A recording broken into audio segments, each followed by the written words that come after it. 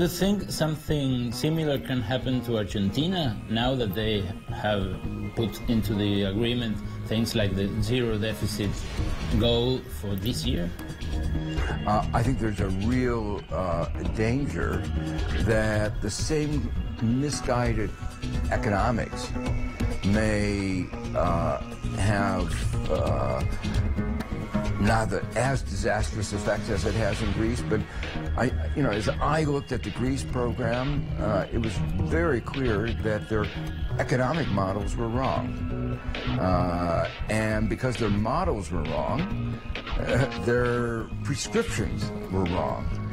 Why does the IMF stick to the same prescriptions? What do you think it is? It's ideology or it's concrete interests that affect the staff and the management?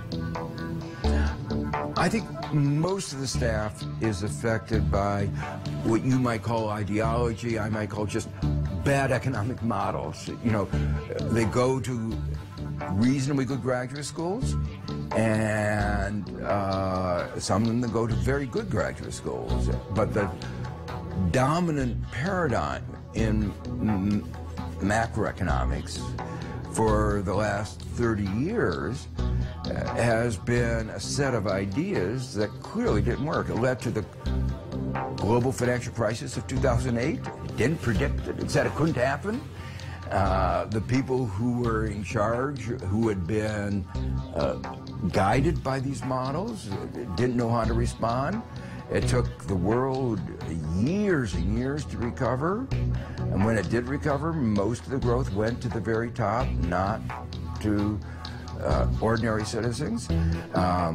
We're seeing politically some of the consequences of those misguided models. They said it would lead to unprecedented prosperity. It led to slower growth, and virtually all the growth that occurred went to the people at the top.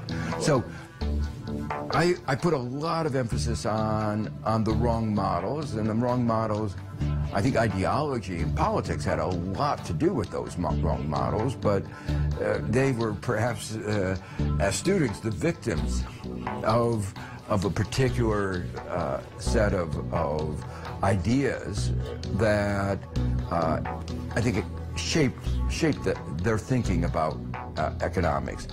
You argued in late 90s that keeping interest rates high, super high, to avoid a currency plunge may generate a worse drop in the currencies. And that's exactly what the government in Argentina is doing right now. We have interest rates above 70%. And why the peso keeps going down if we have such a rate? Well, there are two forces at play, and that was what I tried to highlight in my work, that high interest rates in a well-working economy attract capital into the country, and as capital is attracted into the country, the exchange rate typically appreciates, gets higher in value. But high interest rates often can kill an economy. You can't do investment if you're paying 70% interest.